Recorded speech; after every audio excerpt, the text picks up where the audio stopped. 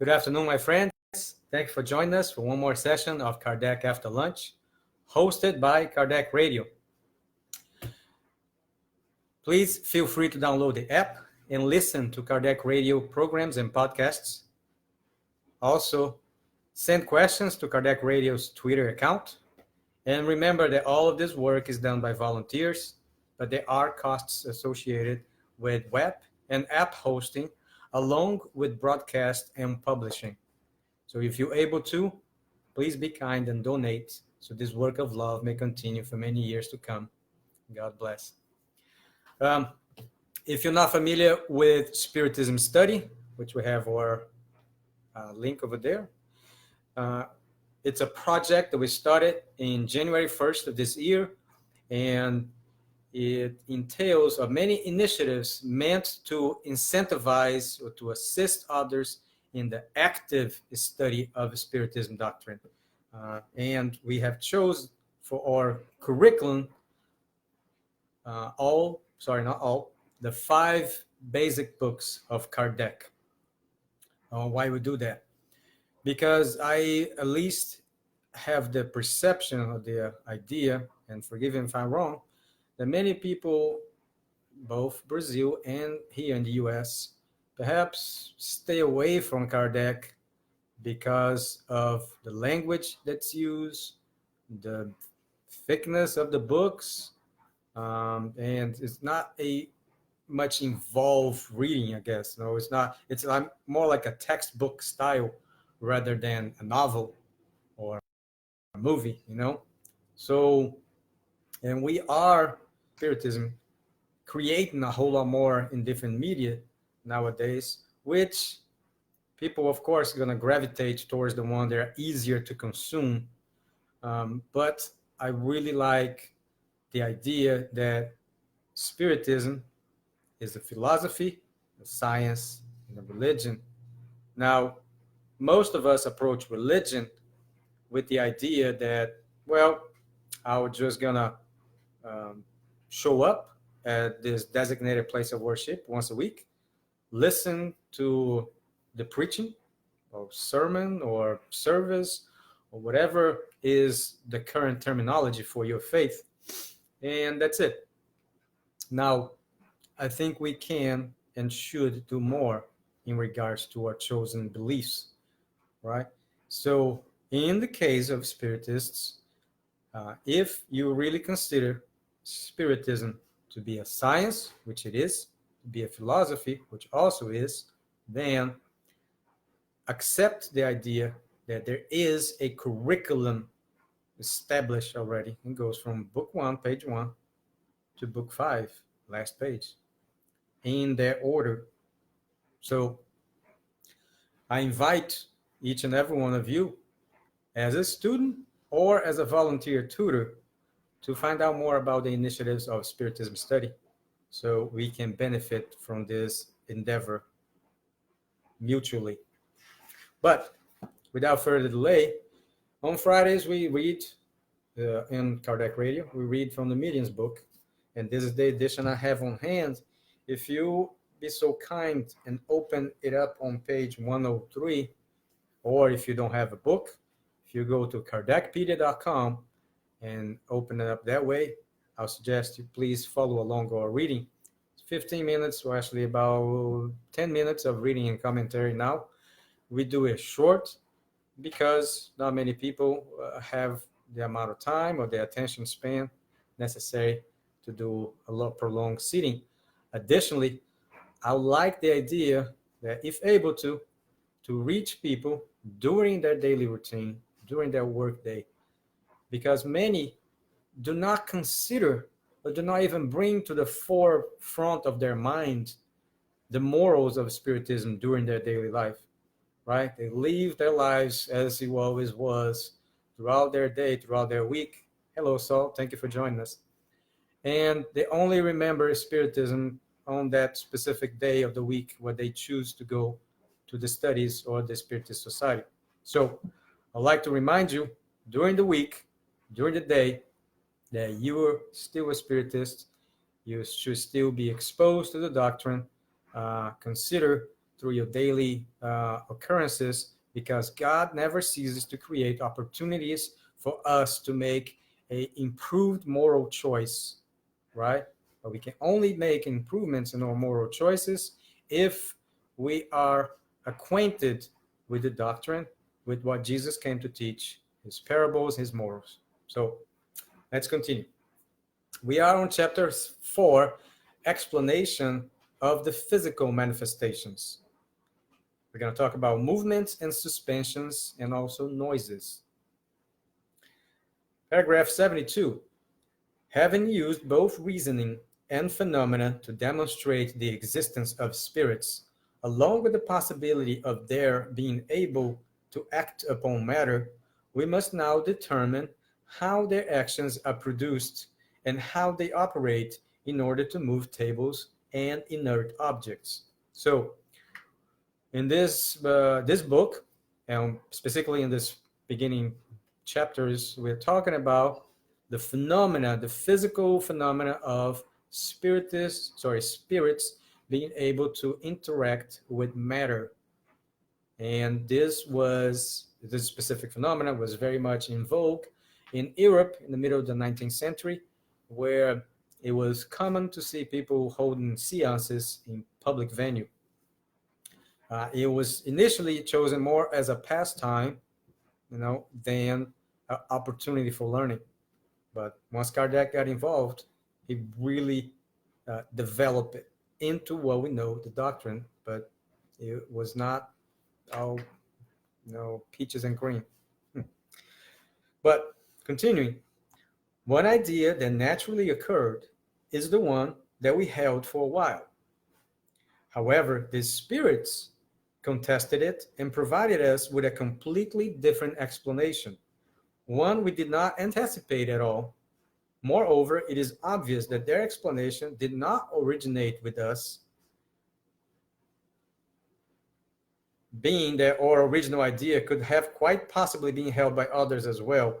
So the idea is, we have talked in previous chapters, is some of the different theories that were put forth to perhaps explain away the phenomena, and one of them was a reflection, whereas the ideas communicated by the table or object that was inanimate but able to, by a series of raps or noises, being able to communicate, was that idea, the intelligence communication, the message was based on the intelligence of the participants. So it was a reflection of it.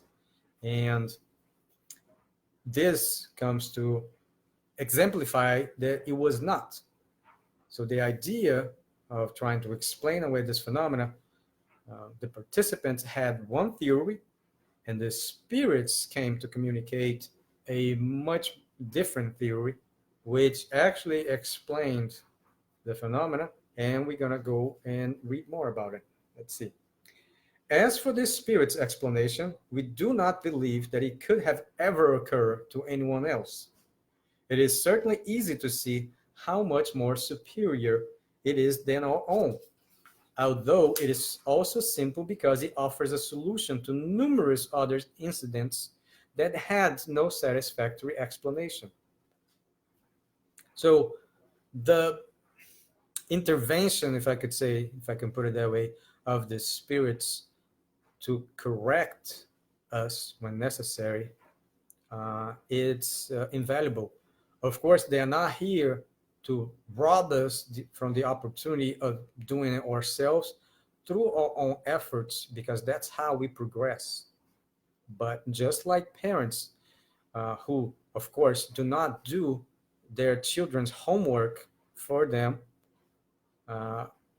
it's not our place to ask the spirits to do it, and it's not their place to even offer, right? However, not all spirits, as much as not all incarnates, are of the same level of development, intellectually, morally, or spiritually. So we are only, and barely so, responsible for our own actions. Number 73, knowledge of the nature of spirits their human form, the semi-material properties of their perispirit, the mechanical action they can exert upon matter, and the occurrence of apparitions of fluidic and even tangible hands that could lift objects and carry them, naturally led to our belief that a spirit simply used its hands in order to turn the table, and that it lifted it by using its arms. But if that were so, then what was the need for mediums? Couldn't the spirit act by itself? Since mediums often rested their hands upon the table in a position contrary to its movement, or did not even place their hands upon it at all, they obviously could not aid the spirit with any muscular movement. Let us first see what the spirits whom we ask had to say about the matter. At any point, sorry that I perhaps forgot to mention, any point, any of the people who are viewing, either live or post-fact, you're welcome to send comments, suggestions, or comment suggestions or questions in regard to our current topic or even other projects of Spiritism study. Also, feel free to go directly to a Spiritism study if you'd like to send us a private message, for example, because comments are public. So, number one, the following responses were given by the Spirit St. Louis and were later confirmed by others. So, Kardec never shunned away the idea of universal concordance.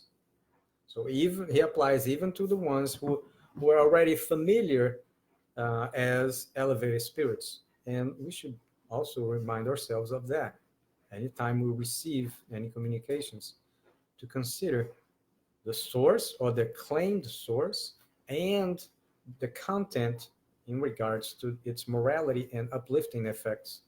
So, number 74, number one, is the universal fluid an emanation of the divinity? Answer, no. Number two, is it a creation of the divinity? Answer, everything has been created except God. Number three, is the universal fluid the universal element itself? Answer, yes, it is the elementary principle of all things. Number four, does it have any relation to the electric fluid whose effects we are familiar with? Just a point of note, we had to remind ourselves as we read in Kardec, this was written in the middle of the 19th century, and certain terms that were used back then, of course, are no longer used. I imagine what they refer to as electric fluid is more like electric current or electricity. And the answer is, it is its element. So electricity, it's an element of the universal fluid. Number five, how is the universal fluid displayed to us in its simplest form? And the answer is a bit long. To find it in its absolute simplest form, one would have to ascend toward pure spirits. In your world, however, it is always modified to varying degrees in order to form the dense matter all around you.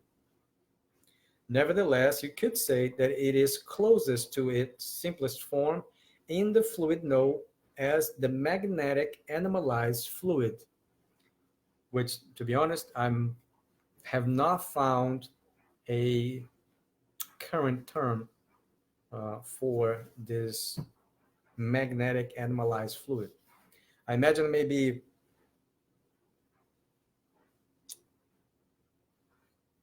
the vitality of beings with vitality. Sorry, energy.